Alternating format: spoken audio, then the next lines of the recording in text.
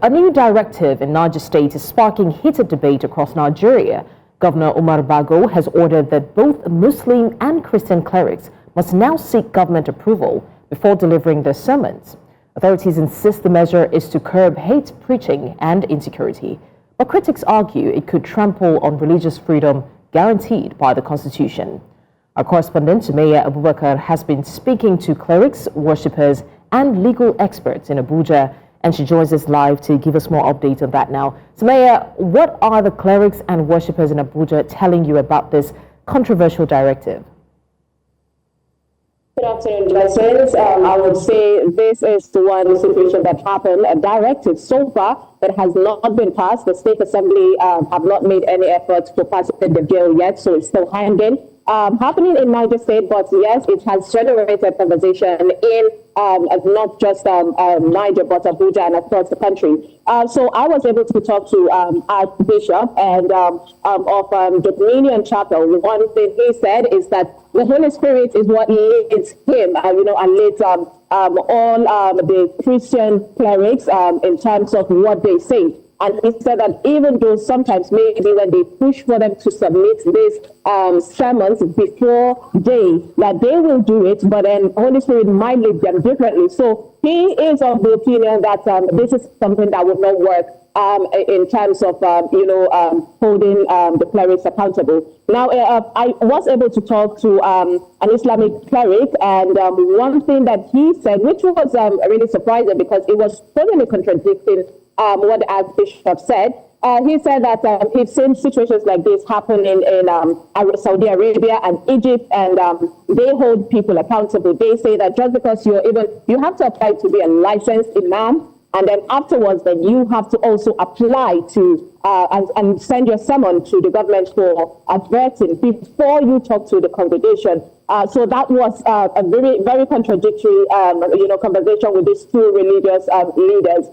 Everyone has his own. He said so far, there is an indoctrinating of people telling them that even in Islamic laws, there is no room for democracy. You're not supposed to go out and vote. And there was, he brought up a situation of the killing of a girl for blasphemy, saying that this is not the teachings of Islam, but then these are things that happen on the ground. So, of course, that he said he approves of vetting like this to happen. But then I was able to talk to worshippers, and the worshippers aligned with the Archbishop, saying that this is something that would hold them down when it comes to the right to religion in the country. So basically, I would say it has been two different conversations from different clerics and religious worshippers here in the capital city.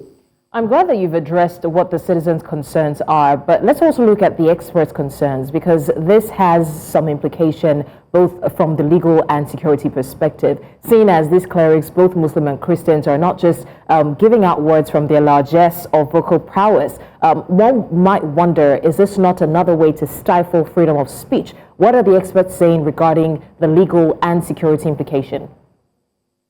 Now start with the legal perspective. What they said, experts are saying that, of course, there is a bit of stifling when it comes to the section 38 of the Constitution that spoke about freedom of religion.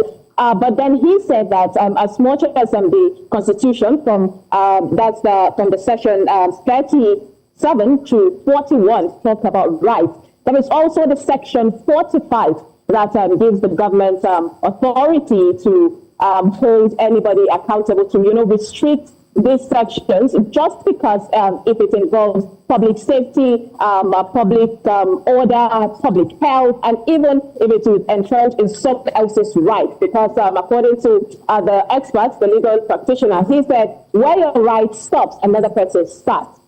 So he said as much as, yes, there is freedom of religion, but there is a section that gives the right for the government to do that. And if the government are saying that the reason is for security, then we all know that we've been battling security. So this Constitution gives the governor the right for this directive. Now, in terms of security experts, he said that one thing he's always against is, military people, government coming out with new strategies, but then speaking about it. He said that gives these bandits and these hoodlums the air country to know what you are planning. So in terms of vetting summons, the security expert said that the governor should not have said it, because saying it would make them go underground, because they know that things like this are happening. So instead, he was suggesting that the governor should have just sent people on the ground. People should just go without any thoughts. Just maybe this week you visit these churches and mosques, and then another week you do that. That way you get to understand. But he said, of course, in terms of security, this is something that is a necessary step. But he's hoping that next time, government and security experts and the security organizations should hold on to any plans or secrets that would jeopardize this thing. So yeah, I would say the experts are gearing towards accepting this, because it puts the public safety and order first. So, Mayor, just before we let you go, we understand that this hasn't been passed into law yet, but then we can't deny the fact that in Nigeria there seems to be a dominoes effect when some of these things come up. Do we know of any states that are planning to adopt this going forward? I would say conversation has been rising, even though no state has come out. I think they are more testing the waters to see how people receive the Niger State governor's vote move. But then the cleric, that's the Islamic cleric that says he's backing the governor, that he is hoping that other states would also follow up and do what the Niger State governor is doing, because he has seen a lot of things that he knows are going on the ground, and he feels that that could work. And in other aspects, of course, other people are thinking that other states might emulate, but there's a bit, like I said, of hesitancy from these states to come up publicly, waiting to see how Nigerians would, receive this first. And we are still yet to hear from the State Assembly sitting on this to determine. But I would say that if at all this make way, based on my discussions with people and interviews, it shows that the percentage is gearing more towards that, based on the people I was able to talk to, gearing towards the support of the state governor. So if at all it passed in the Niger State, then I will tell you, Blessing, of course, things like this could be emulated in other states across Nigeria. So, Mayor Abubakar, thank you for the update on this very interesting bill that is just about to be passed into law, and we'll see how many states adopt this.